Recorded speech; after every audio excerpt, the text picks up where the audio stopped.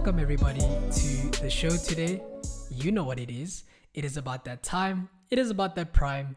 It is prime time. I'm so excited for today's show. I'm so excited for today's episode. Man, oh man, it's going to be a great one.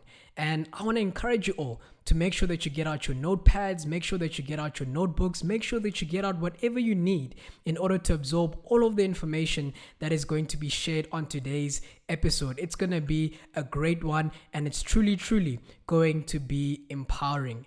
I am joined by such an incredible individual who has done incredible things, and he is the CEO of Zoomly, and he's also the CEO of the Overseas Basketball Connection, and he's from Cape Verde, and he also happens to be on the Forbes Africa 2021 30 under 30 list. It's such a privilege and an honor to have him on the show today.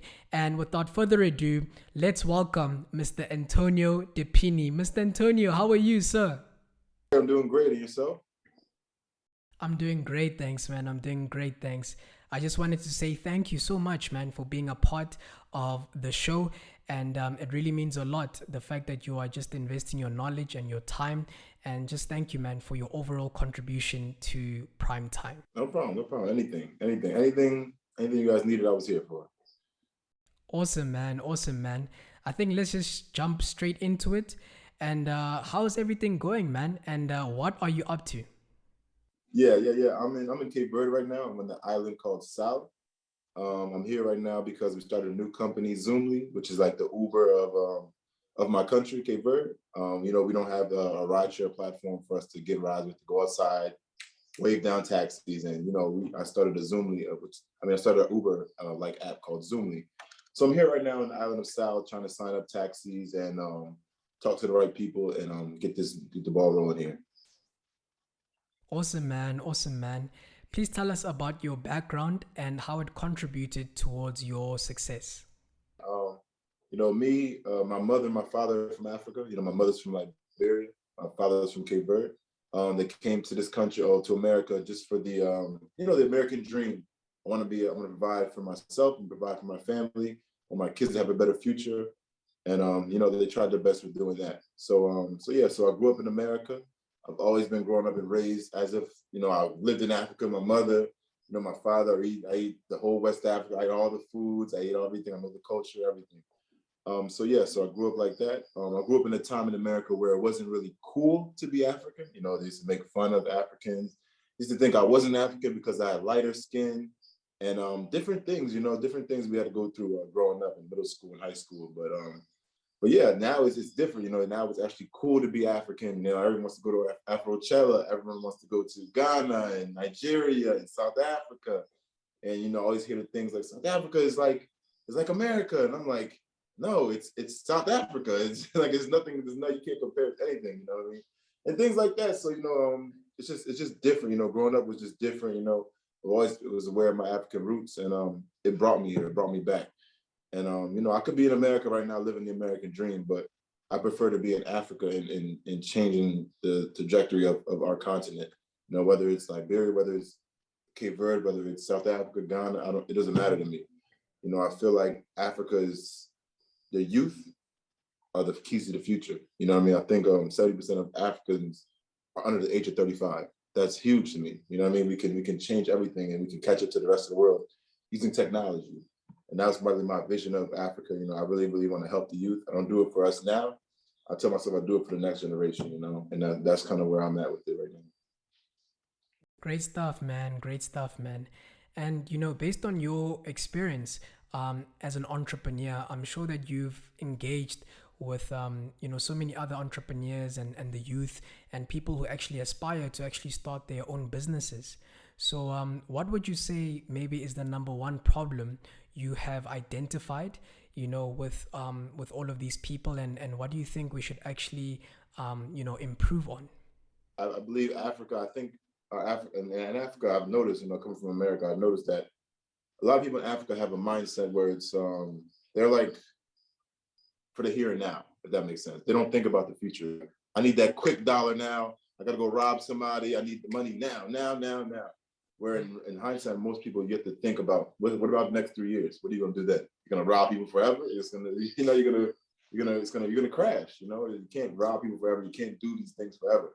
It's gonna stop one day. So if we can get into the mindset of all of us, like together, we have to get into the mindset of thinking for the future. Okay, let me learn about this new tech thing. It could probably give me a job for the next 20 years. Let me learn about this. I could start a business for 30 years, So think about not the here and now. I know it's bad now. I know it could be the worst right now, but it doesn't rain forever, And I try to tell people that even in my country, the poorest of the poor, I tell them like, it can't storm forever. If you learn something, you can, internet's free, We all have phones, we're all on Instagram, we're all on TikTok, the internet's free. So that goes to say, how I learn things. Amazing, man, amazing. And please tell us about your educational background and how it contributed to the knowledge that you have right now. I went to college, I went to a school called Lincoln University. I played basketball there. And, I finished my 4-year degree in criminal justice. I wanted to be a police officer. But yeah, I ended up playing professional basketball. But everything I learned in business, I learned through the internet. It's crazy to say. I think that's how most people are learning. You're watching these interviews of different entrepreneurs. I watched Akon's interviews a million times. I watch, different entrepreneurs' interviews a million times, and I try to see the habits of these entrepreneurs and the habits of these millionaires and billionaires, and I try to figure out, okay, if he can come from this situation and make it to this situation, what's stopping me from making it to this situation? So I kind of compare myself in that sense, but not physically compare myself as in I have to be exactly like this person. But I feel like I learned everything through the internet. I learned how to code through the internet. I learned how to do a lot of the tech things. I learned about NFTs, cryptocurrencies, what's the good thing, what's the bad thing, how to do this, how to do that. Everything on the internet. Everything's on the internet. YouTube, guys are filming things. So I don't see no excuse for entrepreneurs. I don't see no excuse for younger guys to learn these things. It's just lack of information. Awesome. So, Antonio, you started your company, Overseas Basketball Connection, OBC, in the year 2020. Please tell us what inspired you to take this step and what is unique about your business. Yeah. OBC is Overseas Basketball Connection. It's a mobile app that connects basketball players to professional teams around the world. It's basically cutting out the middleman sports agent and putting your career in the palms of your hands. So I thought about this idea when I was playing professional basketball overseas. I saw a lot of African players coming over, and they were like, I always asked them like, how come you guys, don't have opportunities in Africa, essentially, right? So like I was always asking that, and things like that. And they would tell me like, yo, there's no opportunities here. Like there's nowhere for us to go. So, I'm like, oh, wow, like someone needs to connect you guys other than a regular, essential like sports agent. So I kind of made this app, just off a whim of it. I'm going to make an app, see maybe some people are going to use it, some people won't. And it blew up, around the world. People were using it to get these jobs and get teams around the world to go different places. And it was a big app, in the basketball world. So that's essentially how I got started in this. As far as like my shift into entrepreneurship, was when I was playing professional in Spain. I was sitting there, I was like, listen, I'm not going to do this forever. I'm not going to be a basketball player forever. Everybody wants to be a basketball player, a rapper. I hate to break it to you guys, you're not going to do it forever. It's a short stint. So I started thinking about, what do I want to do? I didn't want to be the guy who dribbled the ball and shot all the time. I wanted to be the guy who's handing them the checks. So I want to be the guy that's handing the checks. I want to be the guy who can go anywhere he wants. Like, I played basketball, but it was like a job. I had to go to practice. I had to go do the meetings. I had to go to game days and travel. And you don't really have your life in your hands. So, I always wanted my freedom. So started entrepreneurship. Obviously, it was hard the first time, made many failures, failing. I didn't have no rich mom, rich dad, I had to do everything myself. So, I was literally delivering Uber foods, Uber Eats, doing anything I could to get the money to support my dreams, what I wanted to do. So I was selling freaking PlayStation 4 controllers out the trunk of my car in the wintertime, just trying to make a quick dollar. Okay, guys, here, So I was doing anything it took, I didn't have that financial support, so I had to do whatever it took, and I was real resilient with it. And it basically got me here, That is fire, man. That is fire. And I have a question. Do you believe that being in lack pushed you to work harder and to be more creative and innovative? I read in a book one time, the most businesses fail because they're overfunded at first. Being broke or being poor it kind of forces you to be creative with how your strategy, like your marketing, how you're getting to these things and things like that. You know what I mean? You don't give up when you're poor. You have to be creative. So it kind of helped me. I wouldn't change anything if I could. It really, really helped me. Like all that stuff really helped me today. So I'm appreciative of it. Awesome, man. Awesome, man. Please tell us about the fruit of your business and what sort of impact has it made in people's lives? Like, what have people, been saying about it? What have been the testimonials, and how has it really changed people's lives for the good? Yeah. I started the company August 2020. Just going on our second year. I've gotten guys signed in countries like Portugal, Spain, France. We had a guy go to El Salvador this summer. I even started my own league in my country, so I signed players to come to Cape Verde to play here. So yeah, a lot of guys, they're all appreciative of it, the opportunity. It's like you're achieving your dream. So essentially, you're going to be excited, you're going to be appreciative, you're going to be, it's like a dream come true for these guys. So I feel good about it. They feel good about it, and I'm forever, embarked in their life. I kind of help them get to their point and I let them go and be free. So it's a great thing. It's a great feeling. I feel like I'm helping people, and whenever I feel like I'm helping people, I feel good about it. So it's always good for me. Awesome, man. Awesome. Listen, man, we can't talk about basketball without actually highlighting the elephant which is already in the room. And I want to know from you, who is the GOAT? Who is the greatest of all time? Is it Michael Jordan or is it LeBron James? I mean, this is a debate that a lot of people have been having. And I want you to tell all the listeners and the people watching, who do you think is the greatest of all time? It's LeBron James for me. LeBron James is the greatest player to ever touch a basketball, in my opinion. He does it on and off the court. He inspires people like me. He inspires me. I don't know about everybody else. He inspires me. He came from a single mother, grew up in the hood. Look where he's at now. He's the top of the world. So that's very, very inspiring to me. He never had a cheating scandal. You don't see him doing drugs and out drinking and partying all crazy, stripper scandal, none of that stuff. So he's the definition of a model that everyone should, look after, look up to. So he inspires me. I think he's the best player to ever touch a basketball. He inspires me on and off the court. Okay, cool, man. Awesome. And for those of you who are basketball fans, please feel free to comment down below and let us know what you think. Who is the GOAT and who is the greatest of all time. But yeah, Antonio, I think a follow-up question that I want to also ask you is, how were you feeling when you found out that you are part of the 2021 Forbes Africa 30 under 30 list? Yeah, when I forget who put me in or nominated me, but they nominated me.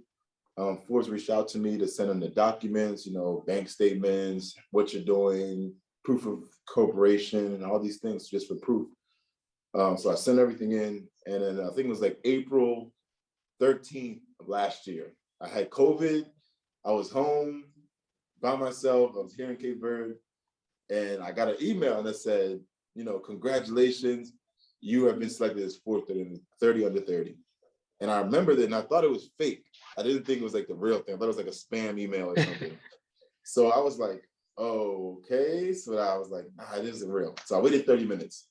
Then I opened it up and read the whole thing. And I was like, oh, I really got picked for Forbes. It was amazing. So I immediately called my mom. I was like, yeah, I got Forbes 30 under 30. I'm so excited. But then I ended the phone call, and it didn't really hit me until I took a flight to South Africa to go do the Forbes 30 under 30 shoot for the cover. And that was when I was like, okay, it's real. Because, so many times, it kind of like Forbes kind of proves, it wasn't like, I wouldn't tell a kid who's doing entrepreneurship to go be on Forbes. That's like the pinnacle of everything. But it kind of proves in your mind that you weren't always crazy. You're not always wrong. You know what I mean? Because sometimes as an entrepreneur, it may not be going your way. Sometimes you feel like, dang, like, is this ever going to work? Or is it ever going to, you feel like you're crazy sometimes. So, it kind of like was a proof of concept for me, Insane, man, insane. And I think in closing, please just maybe share 5 key things that you believe that people should embody in order to move forward and become successful in their craft? Um, I want to be even more. I'm going to be more specific. What do you need to be an entrepreneur in Africa? In Africa, in our continent, I feel like there's certain Yes. things you need specifically. One, you have to be fearless. You have to be fearless, completely fearless. You can't care what anybody thinks. You can't care what anybody says. If you want to make the Amazon of your country in, say, Nairobi or Ethiopia, you want to make Amazon there, and everyone's telling you it's not going to work, you have to be fearless because it can work. It always can work here. That's one thing. Two, you have to educate yourself. We can't make excuses here. We can't say, oh, I have no money, I have no resources. We have to find a way. We can't make excuses. That's the big thing here. Everyone makes an excuse. Well, the government didn't help us here. The government didn't do this. They're corrupt. Oh my gosh. We have to not make excuses. We have to keep going forward, because if somebody else did it, then we can do it too. So that's another thing. Another thing I would say is you must be able to make relationships with people. I think that's a big thing. I think that's something you probably do good at. You're good at making relationships with other people and people you bring on your show. It's good to, make relationships, because now you have friends in all the different countries and they can probably help you with different things in your ventures. So relationships are big, with that in a sense.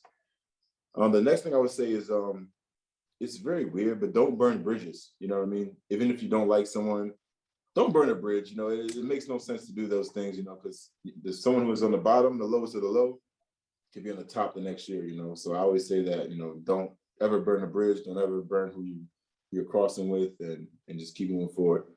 The last thing I would say was to be not so much fearless like the first one, but more resilient, more confident in yourself. Yeah, no one's going to believe in your dream more than you. So you have to have confidence when you're speaking to people, especially when you're young in Africa, because they already look at you as you're young. They already look at you as what do you know?